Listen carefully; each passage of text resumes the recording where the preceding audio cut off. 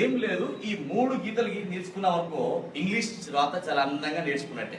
ఎట్లా?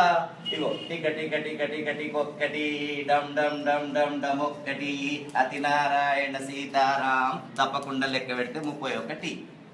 1 2 3 4 5 6 7 8 9 10 11 12 13 14 15 16 17 18 19 20 21 22 23 24 25 26 27 28 29 30 31. ఇలా రాగానే దీన్ని ఏ విధంగా చేసుకోవడం? ఏ, ఇది బి, ఇది సి, ఇది డి, ఇది E, F, G, H, I, J, K, L, M, N, O, P.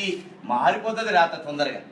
ఏ ఒక్కటి బాగా నేర్చుకున్నాం అనుకోండి, ఏ చాలా చిక్కుడు గింజ ఆకారంలో నేర్చుకోవాలి. నేర్చుకున్న తర్వాత ఇట్లా అంటే పి అవుతుంది, ఇటు కింద గీస్తే డి, ఇట్లా అంటే పి, ఇది క్యూ, ఇది జి, కాలి గింతే రాస్తే ఓ, ఇట్లా ఇట్లా అనుకో ఎన్, ఇది ఎం, ఇది యు, ఇది డబ్ల్యూ, ఇది హెచ్, ఇది వై, ఇది సి, ఇక్కడ నుంచి ఇంతవరకు రాస్తే సి, ఇట్లా ఇట్లా అనుకో ఈ, అక్కడ రాసి చుక్క పెడితే ఐ, ఇట్లా అంటే ఎల్, ఇది జే, దీంట్లోనే కే, దీంట్లోనే ఎస్, దీంట్లోనే ఎక్స్ రాసినాం అనుకో ఏ సన్నగా రాసి బి పెద్దగా రాయవద్దు.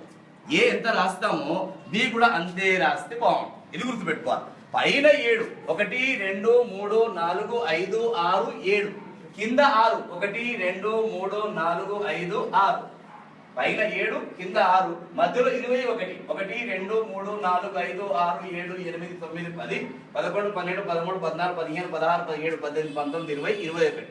పైన ఇగో బి, ఇది డి, ఇది ఎఫ్, ఇది హెచ్, ఇది కే, ఎల్, టి.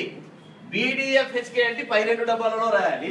ఇగో G, J, P, Q, Y, Z, ఇవి కింది 2 డబ్బాలలో రాయాలి ఫోర్ములా కాపీలో. ఇక్కడ ఇగో A, C, E, I, M, N, O, R, S, U, V, W, X, ఇవి మధ్య డబ్బాలో రాయాలి ఫోర్ములా కాపీలో.